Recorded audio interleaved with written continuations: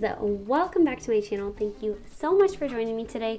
My channel is completely devoted to everything memory keeping, so be sure to click that subscribe button so you don't miss my memory keeping videos. Today I'm sharing with you a hybrid technique that's a really fun way to dress up your photos, make them stand out, and that is putting overlays on your photos that go in front of your background but are behind your subject.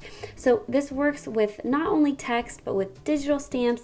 It's just a really great hybrid technique. We do it in Photoshop, so let's head on over to my computer and I'll show you how to do it.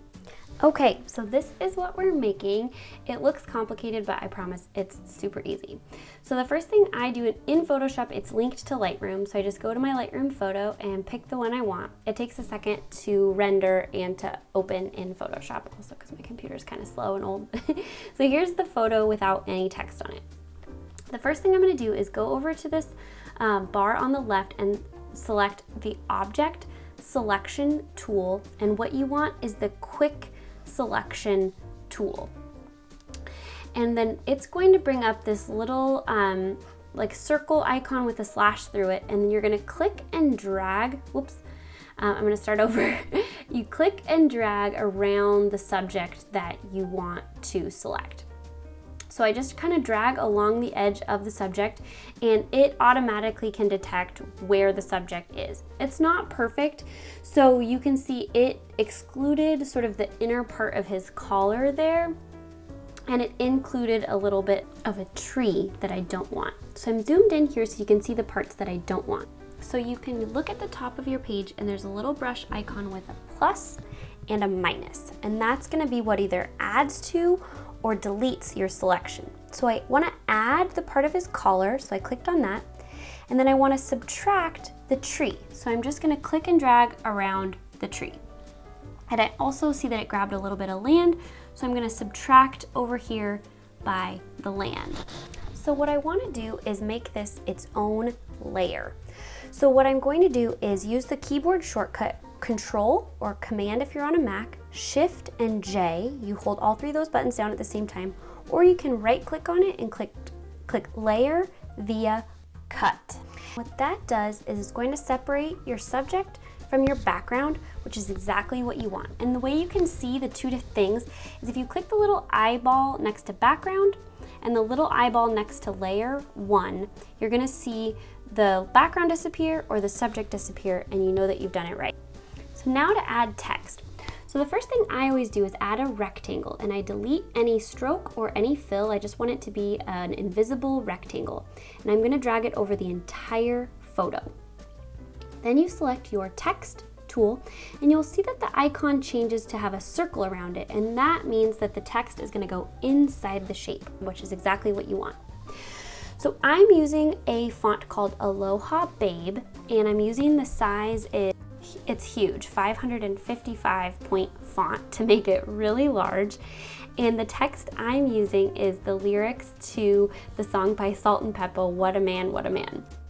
At the top of your screen, you can change the size, the color, the style of font, but mine was it defaulted to the selections I wanted.